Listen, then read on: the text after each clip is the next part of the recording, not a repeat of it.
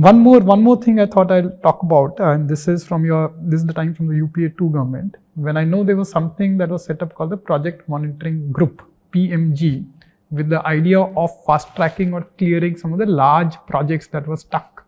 And all of us know the environment that was there at the time, and it was not the government was on the back foot. There were all the scams going around in the air, so much of negativity. I know now the current Prime Minister does something called Pragati, where a lot of the large infrastructure projects are cleared by having all the stakeholders in the room. But it was actually something that started at the time as PMG by Dr. Manmohan Singh, and you were heading the Project Monitoring Group. Can you just share that? How did, in that environment, and from I know it was successful, so how in that environment you could kind of actually get clearances to happen when nobody wanted to again put pen to paper? You know, when I got to know of this, it was by way of message sent to me when I was in Cambodia. I had gone there to make a presentation on RSBY, and I got a message that the cabinet secretary wanted to talk to me. So I tried to reach him from Cambodia. I couldn't. So when I landed in India, I rang him up. This was evening, and I knew the cabinet secretary otherwise, but professionally I had never interacted with him. I mean, I was a joint secretary then. Maybe just no, I had become additional secretary. And so I rang up his office. So they put me across immediately to the cabinet secretary, which I was very surprised, and said, "Anil, kal tum zara ek cup chai peena aa jao subah." So this was the first ever offer made by cabinet secretary for a cup of tea to me. So I was a bit, I didn't know how to react. I said, "हाँ sir, but कोई issue हो तो मैं तैयार हो गया." नहीं ऐसे ही आ जाओ. I mean, he didn't tell me anything. So I spent a sleepless night wondering as to why does he want me. So next morning, I went to cabinet secretariat. And when I went to his room, he said, "Anil, you have been drafted for a new assignment." So my heart sank actually, because 2 years before that, I had been drafted to head the anti-Naxal wing of the country. Okay. So I thought, "Ab ki baar to Kashmiri bhejenge, mujhe kuch hai aisa." Then he said, "No, there is a lot of problem in clearance of projects." And a few days ago, Prime Minister, Finance Minister and I met, and we were looking for somebody who could fast track projects. And we thought of your name, so we picked up your name. Then I told him, "Sir, I have already completed 7 years, about to complete. I have to go back to the state." No, we have thought over it. We've decided to give you another extension. This was very unusual because 7 years the maximum that you can have here. But then I was gradually discovering that the government wants you, they will relax. This is 2012. This is 2013. 13. So then I took over, and there was nothing. I mean, it was from scratch that I set up the unit. What made it happen was the technology part, because it was probably the first ever fileless, paperless office, where if an industry had a problem, it would go to the portal and mention that problem, indicating the ministry where they have the problem.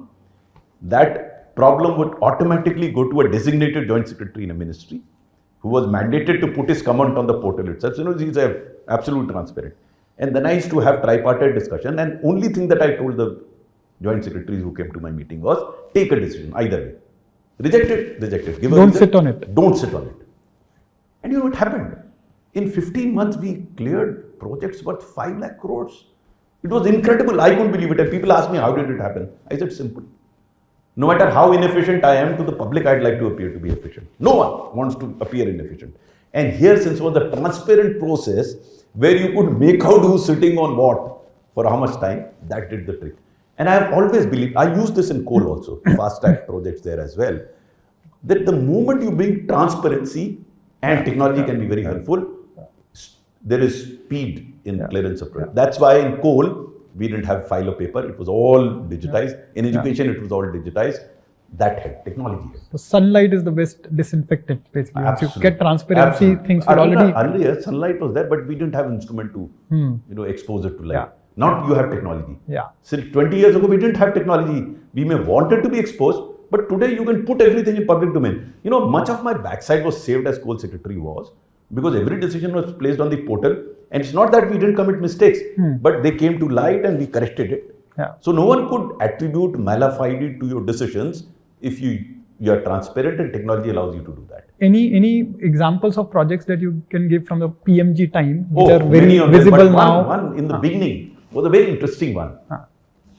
You know, this problem came up, and a very unusual problem, that this Aero City which you see now, you have hotels there, that was not coming up because the security people had raised an objection that all the windows facing the airstrip will have to be closed. They have to be walled. You can't have You cannot have a window. not have a window because it's a security risk. Now it's just, how can you have a hotel room without a window? All facing this side. And there was huge fight going on between the Ministry of Civil Aviation and security people. They said world over their windows facing the.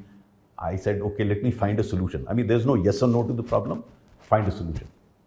So in the first meeting that I held, I heard them out.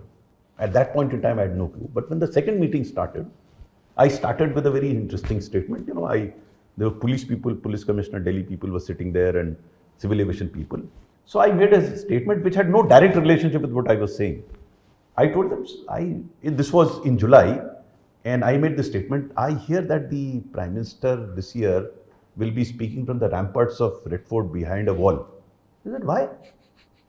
I said, I believe it's a security hazard. No, sir, they have bulletproof glass in front of the Prime Minister. Then I told them, why can't you put bulletproof glass on those windows and let those glasses be glasses? Yes, sir, that's a possibility, but the cost will go up. I said, every day delay is costing you a crore of rupees. If there is an additional cost of 1 or 2 crores in putting up those windows, isn't that a better option? I learned that there are no absolute right and wrong answers. The job is to find an answer to get things moving.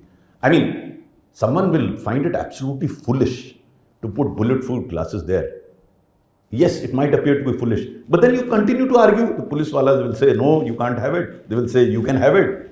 And there's no solution. So you have to find solution. There are many such interesting examples, but this was one of them. Very, very interesting. In fact, everything that you're sharing here in terms of learnings, taking the stakeholders along, the power of communicating the value proposition, the satisfaction when derives from impact at scale, the transparency that you bring in and how that gets things moving, finding a middle path. This is so relevant and resonates so much with at least me, because the kind of work that we do requires exactly these things. So very, very powerful. And these are all kind of things that have been game changing in their own right.